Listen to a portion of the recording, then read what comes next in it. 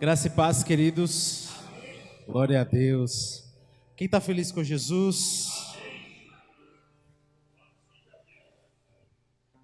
Estou feliz de estar aqui. Tive uma semana bem corrida, essa segunda vigília. Nós tivemos ontem uma vigília na igreja e aqui estou eu novamente. Na verdade, agora acabamos de ter um encontro de casais na igreja também.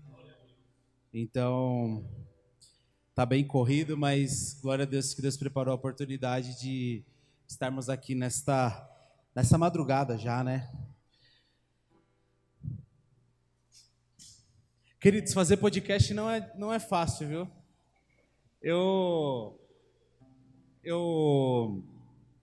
me reuni com alguns amigos de longas datas de evangelho e nós resolvemos montar um podcast, né? E quem olha fala assim, não é fácil, tem muito conteúdo, é moleza. Que nada, vida corrida. E a gente montou um podcast, a gente fez, se eu não me engano, acho que 14 ou 15 episódios que a gente fazia semanalmente, ao vivo. Então não tinha direito a erro, não tem direito a corte, não tem direito a nada, do jeito que saiu, vai. E infelizmente a gente acabou dando um tempo no podcast, porque era uma vida muito corrida e às vezes a agenda não bate. E agora o pastor da nossa igreja, ele já comprou as câmeras, já comprou os microfones de podcast e falou, vamos entrar nesse ramo, vamos entrar nesse mundo do podcast. E aí a gente está ensaiando para voltar. E precisa, de fato, né, de muita disciplina para poder preparar um conteúdo. Não é só sentar e fazer, né? Você sempre precisa pensar no que as pessoas precisam receber, qual é a forma que as pessoas vão receber aquilo. Então, eu já passei a te admirar, já comecei a te seguir aqui no Spotify, o primeiro episódio que eu vi aqui agora é da Rua Azul, do Avivamento. Eu acho isso fundamental e importantíssimo. Então, glória a Deus pela sua vida e que Deus possa sempre te dar ânimo e força, né? O Senhor é aquele que renova as forças daquele que está cansado e desmotivado, porque às vezes no meio do caminho, aquilo vai se tornando tão normal que às vezes para de fazer o sentido que fazia no passado. E aí vem Deus de novo e traz aquele significado do início, de qual é o propósito, a importância. Olha, lá em Londres, um rapaz vê a importância dos seus conteúdos. Então, Deus ele sempre vai trazendo o ânimo, vai trazendo o amor àquilo de novo. Então, eu louvo a Deus por isso. Amém, queridos? Eu gostaria de deixar para vocês aqui, para quem não me conhece, o pastor já falou, eu sou o pastor Gabriel. Na verdade, no meu RG é Gabriel. Então, o pastor foi intitulado alguns anos atrás. Porque às vezes a gente entra numa vibe, não, é pastor, e esquece que o principal nome é Gabriel. E eu sou pastor de jovens aqui na nossa igreja, que é bem aqui perto, que é em Taipas. Então, estou feliz de estar aqui. Eu falei para o pastor, eu gostaria muito de levar a nossa equipe de jovens, levar o ministério de louvor. Mas se eu trago eles aqui hoje, amanhã às 10 horas da manhã, a gente não ia conseguir estar todo mundo de pé. Então, eu estou aqui hoje, mas amanhã, 10 horas, a gente já está na igreja para cultuar o Senhor. Então, eu falei, eu me responsabilizo. Também sou pai, sou casado, tenho um filho de 2 anos, não veio também porque esse horário, criança, esquece. Então, aqui estou eu, glória a Deus. Gostaria de ler Salmo 73, que diz assim: verdadeiramente bom é Deus para com Israel, para com os limpos de coração. Quanto a mim, os meus pés quase se desviaram, pouco faltou para escorregar os meus passos. Pois eu tinha inveja dos nécios, quando vi a prosperidade dos ímpios. Porque não há aperto na sua morte, mas firme está a sua força. Não se acham em trabalho como outros homens, nem são afligidos como outros homens. Por isso, a soberba os cerca como um colar e vestem-se de violência como um adorno. Os olhos deles são inchados de gordura Eles têm mais do que o coração podia desejar. São corrompidos e tratam maliciosamente de opressão e falam arrogantemente. Põem a sua boca contra os céus e a sua língua andam pela terra. Por isso o povo dele volta aqui e as águas do copo cheio se lhes premem. E eles dizem: como o Senhor Deus, como sabe Deus, há conhecimento mesmo no Altíssimo? Eis que eles são ímpios e prosperam no mundo, aumentando as suas riquezas. Na verdade, que em vão tenho purificado o meu coração, e lavei as minhas vestes na inocência, pois todo dia tem sido afligido e castigado a cada manhã. Se eu dissesse, falarei assim, eis que ofenderia a geração dos teus filhos. Quando pensava em entender isso, foi para mim muito doloroso, até que entrei no santuário de Deus. Então entendi o fim deles. Certamente tu puseste em lugares escorregadios, tu os lança em destruição. Como caem na desolação, quase num momento ficam totalmente consumidos de terror. Como um sonho, quando se acorda, assim, ó Senhor, quando acordares, desprezará a aparência deles. Assim, o meu coração se azedou e senti a picada nos meus rins. Assim me embruteci e nada sabia, fiquei como um animal perante ti. Todavia, estou de contínuo contigo. Tu me sustentaste pela minha mão direita. Guia-me com o teu conselho e depois me recebes na glória. Quem tenho eu no céu, senão a ti? E não há quem o deseje além de ti. A minha carne e o meu coração desfalecem, mas Deus é a fortaleza do meu coração e a minha porção para sempre. Pois eis que os que se alongam de ti perecerão. Tu tens destruído todos aqueles que se desviam de ti, mas para mim, bom é aproximar-se de Deus. Pus a minha confiança no Senhor Deus, para anunciar todas as suas obras. Amém, queridos?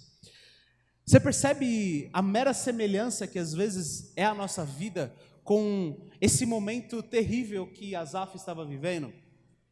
A palavra ela vai nos falar um pouco sobre Asaf. Asaf, ele era o cara que era chamado para fazer as canções para o Senhor. Asaf, ele foi convocado para inaugurar o templo de Salomão. Ele era o cara que escrevia tudo aquilo que estava no coração do Senhor e transmitia de alguma forma em canção, em música. Ele era a pessoa responsável por isso. Só que nesse momento a qual ele escreve aqui o Salmo 73, ele está passando por uma situação muito difícil a ponto de ele começar a comparar a sua vida com a vida de outras pessoas. E aí ele começa a falar que nem no dia difícil, nem na morte do ímpio, quando algo terrível acontece na vida dessas pessoas, há sofrimento para elas. A vida delas é muito fácil, muito tranquila, e a cada dia que passa eles prosperam mais nos seus pecados, nas suas iniquidades. Eles estão fazendo o errado, e mesmo não fazendo o errado, eles estavam prosperando. E aí ele começa a comparar a vida dele com a vida dessas pessoas. Um ponto interessante, querido, todas as vezes que a gente começa a comparar a nossa vida com a vida de outras pessoas, a gente já está em desvantagem. A gente já está perdendo de alguma forma. Se eu for comparar a minha vida com a do pastor Adécio, ou tem o R, Adércio, tem uma desvantagem, porque eu não passei as mesmas coisas que ele passou.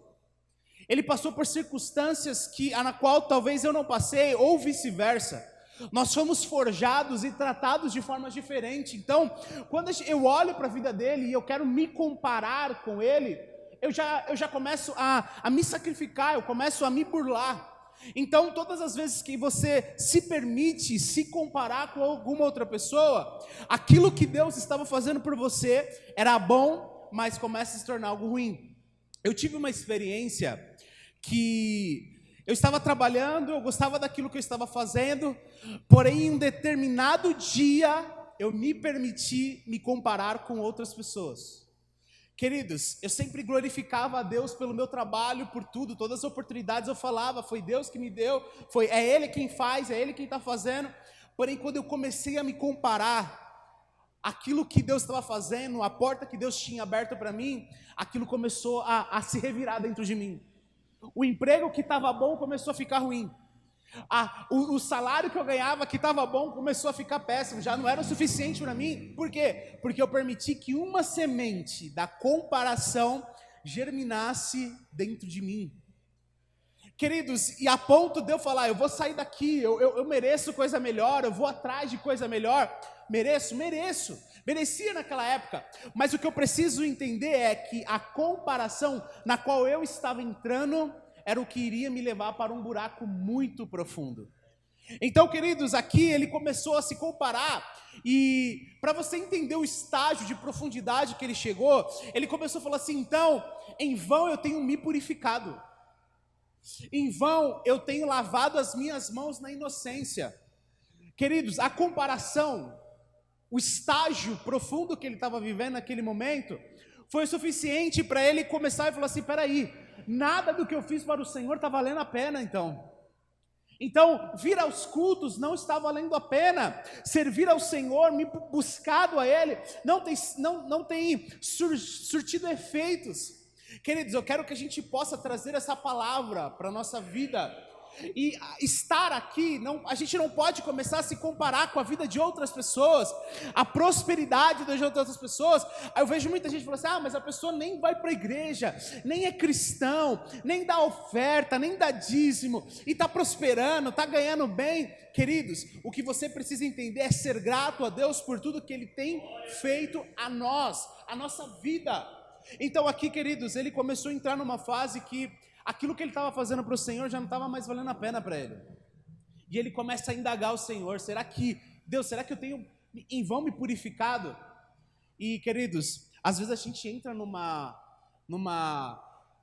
bad, né? Num dia triste, numa fase difícil da nossa vida, que as coisas que faziam sentido antes param de fazer.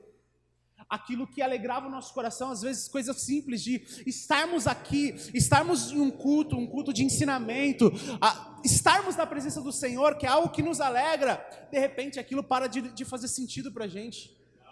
Queridos, que hoje, em nome de Jesus, que nessa vigília, nós possamos voltar à essência e lembrar por qual motivo nós somos chamados, qual é o propósito de Deus para nós, entender que Deus ele tem um plano para nós. E, queridos, quando ele estava passando por isso, a gente começa a ver que ele fala assim: porém, até que entrei no santuário do Senhor. Queridos, 100% dos nossos problemas desaparecem aqui, no altar do Senhor. A realidade é que o mundo, ele tratando com as pessoas, que a ideia é fugir dos problemas. Você pode ver, aqui pode ser que isso não aconteça, mas a vida está pegando fogo. Qual é o primeiro lugar que a pessoa abre mão? Não é do Senhor, não? Pelo menos é isso que eu vejo muito. A vida está muito corrida, é faculdade, é pós, é isso, é família, é filho, trabalhando muito. Tá, mas o que você vai fazer com isso? Não, então, vou ter que reduzir os cultos, mas só tem um culto na semana, você vai reduzir o quê? É uma visita mensal? Então, você percebe? A gente larga o que é primordial para a nossa vida. E é isso que a gente não pode se perder no meio do caminho. A gente não pode esquecer por que nós estamos aqui. Qual é o plano de Deus para nós? E Asaf, que ele era um levita do Senhor, levita era o povo escolhido por Deus para um propósito específico. Não sei você, querido, mas eu sou escolhido por um propósito específico, e você? Eu e você fomos escolhidos para um propósito específico. E eu e você não podemos perder no meio do caminho e olhar e falar assim, não vou hoje para a vigília não, estou cansado demais. Eu não vou para o culto hoje não, porque eu estou meio desanimado. Eu estou meio fraco, eu estou meio frio, queridos.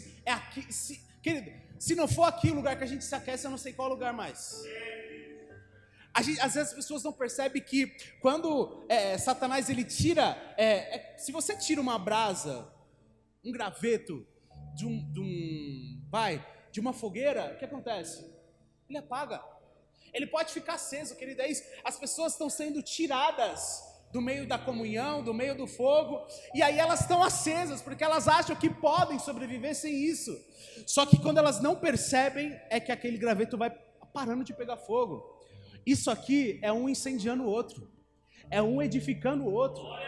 Essa vigília, cada um tendo uma oportunidade, é um trazendo algo que agrega na vida do outro, é um trazendo princípios que agrega na vida do outro. Então isso aqui é eu acendendo a vida dele, ele acendendo a minha vida, eu acendendo a vida do irmão. Então é um acendendo a vida do outro. Sabe aquela Olimpíadas que um vai acendendo a tocha do outro?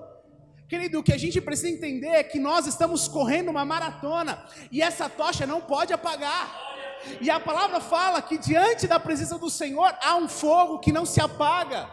Então, enquanto mais a gente estiver conectado a esse altar, mais o fogo vai estar aceso aqui dentro do nosso coração.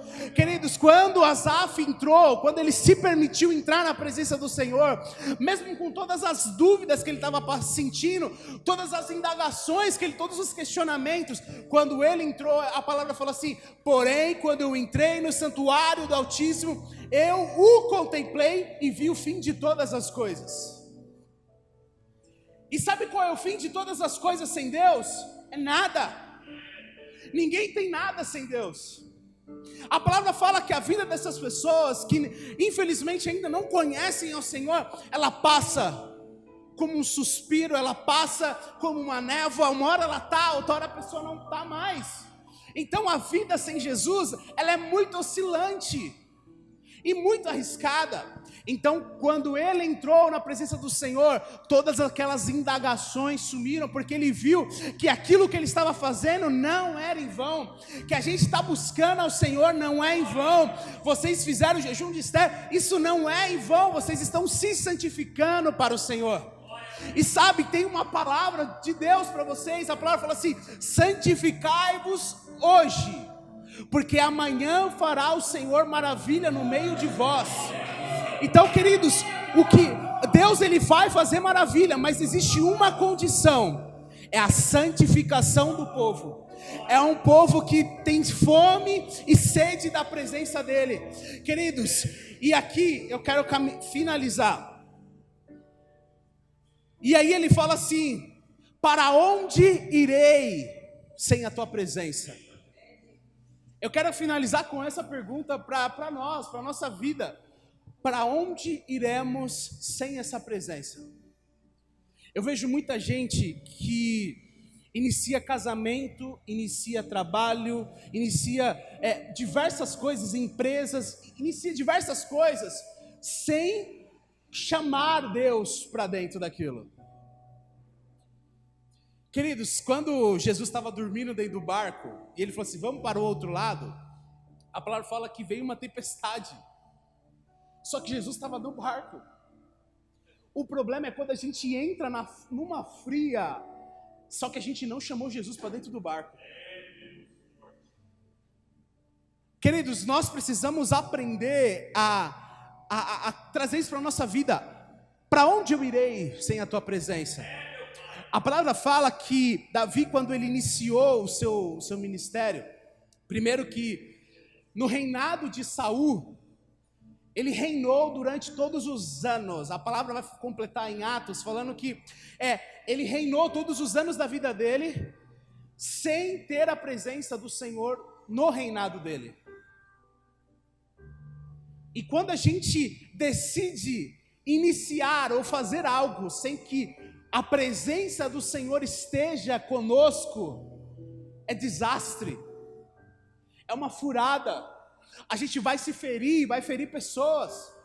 Porém a palavra fala que quando Davi, iniciou, assumiu o seu reinado, a palavra fala assim: não vou fazer nada sem que a presença do Senhor esteja comigo. Queridos, nós não podemos fazer nada sem que a presença do Senhor esteja conosco. A palavra fala no Antigo Testamento que o homem falou assim, Deus falou assim: olha, eu vou enviar anjos para ir com vocês. Ele falou assim: se o Senhor não estiver, eu não vou. Querido, que isso seja uma verdade, uma frase que nós possamos usar: se o Senhor não estiver comigo, nem um passo a mais eu vou dar. Que nesta noite a gente possa estar alinhado. Uma das coisas que faz a gente desanimar no meio do processo, é perder o foco. É saber a direção onde a gente tinha que estar olhando. Todas as vezes que, não parece, mas eu preciso de academia, mentira, lógico que parece. Mas durante vários anos da minha vida, eu tentei fazer academia, eu começava com a maior vontade, com o maior foco. Não, eu quero emagrecer, estou sedentário, estou acima do peso, vou fazer isso, vou fazer aquilo. Querido, passou-se 2 dias, 3 dias, eu parei de olhar para isso. Eu parei de olhar que eu estava sedentário, parei de olhar que eu estava acima do peso, parei de olhar que eu precisava daquilo e comecei a desanimar. Isso se chama perder o foco no meio do caminho. E todas as vezes que a gente para de olhar para Jesus, a gente perde o foco. E todas as vezes que a gente perde o foco, a gente perde o sentido de fazer, de ser. E aí a gente começa a desanimar. Mas que hoje Deus possa trazer de volta essa essência para o nosso coração. A palavra fala que o mundo vai esfriar o amor deles, mas o nosso não. Em nome de Jesus a gente vai estar aceso diariamente. Eu quero te convidar a fazer uma oração.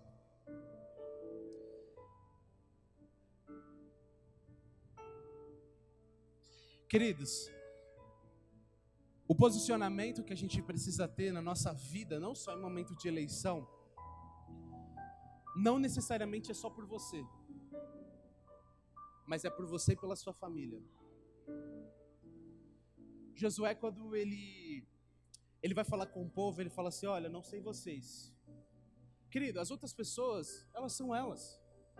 A gente precisa fazer nossa parte, mas cada um vai ter que conviver com as suas consequências. Então, Josué falou assim: olha, não sei vocês, mas eu e a minha casa serviremos ao Senhor. Servir ao Senhor não é uma decisão só sua. Sabe por quê? Porque eu vejo muito isso na vida do meu filho, Pedro. Ele tem 2 anos. Você fala para a igreja, ele pode estar fazendo a coisa mais legal da vida dele. Ele ama estar ali. Ele ama estar na igreja. E quando eu penso em desanimar, quando o desânimo bate, eu não posso olhar só para mim. Eu preciso olhar que tem um serzinho que se espelha em mim, que precisa que eu esteja bem, que precisa que eu esteja de pé, que precisa que eu tente fazer algo para mudar a vida de outras pessoas. Hoje, querido, que nós possamos ter essa convicção no nosso coração. Eu preciso estar de pé não só por mim, mas pela minha casa, pela minha família. Não sei se a sua família está aqui, como a minha não está, mas você é um representante da sua casa. Você é uma coluna, você precisa entender que você precisa estar de pé. Infelizmente a gente não pode parar no meio do caminho. A ordem de Deus é para marchar, é para continuar. Então que hoje a gente possa alinhar o nosso coração com a vontade do Senhor. Amém, queridos? Senhor, nós te agradecemos, ó Pai, por essa oportunidade de estarmos na Tua presença, Senhor. Em nome de Jesus, ó Deus, muitos desânimos batem no meio do caminho, no meio do percurso, mas nós estamos aqui, Senhor, buscando um refúgio em Ti, ó Pai. Em nome de Jesus, ó Deus, a nossa confiança, o nosso coração está posto em Ti, no Teu altar, Senhor. Renova, Senhor, a força do Teu povo, renova, Senhor, o ânimo, renova, Senhor, o vigor, ó Deus, dos Teus filhos, ó Pai. A Tua palavra fala que nós caminharemos e não nos cansaremos, Senhor, então renova a nossa força, renova, Senhor, a nossa vida nesta noite. Em nome de Jesus, aquece o nosso coração. Na verdade, Senhor, incendeia o nosso coração com a Tua presença, Senhor. Pai, o Senhor é tudo o que nós temos, Senhor, e não, nada mais é importante a não ser o Senhor, ó Deus. Para onde iremos sem a Tua presença? Senhor, como viveremos sem a Tua presença, Senhor? Então, em nome de Jesus, hoje nós entregamos a nossa casa, independente das escolhas, Senhor, das outras pessoas, eu e a minha casa, nós e a nossa casa serviremos ao Senhor, ó Deus. Em nome de Jesus, eu quero consagrar e apresentar diante de Ti cada família dessa igreja, Senhor, cada família, Senhor, dessa rua, desse bairro, que o Senhor possa alcançar. Usa a vida dos pastores dessa igreja, Senhor, para alcançar esse bairro, para mudar a história, Senhor, desse bairro, Senhor, em nome de Jesus. Aonde o Senhor chega, algo diferente acontece. Então que algo sobrenatural comece a acontecer na casa dos vizinhos, nesse bairro, nessa rua, Senhor, em nome de Jesus, que a Tua paz seja estabelecida neste lugar, ó Deus. Em nome de Jesus, eu Te agradeço por esta noite, por esse momento tão precioso, Senhor, de estarmos na Tua presença, Pai. Nós Te louvamos e Te agradecemos, Senhor, no nome de Jesus. Amém e amém, Jesus. Obrigado, queridos. Deus abençoe a vida de vocês. Sou Igreja de Deus.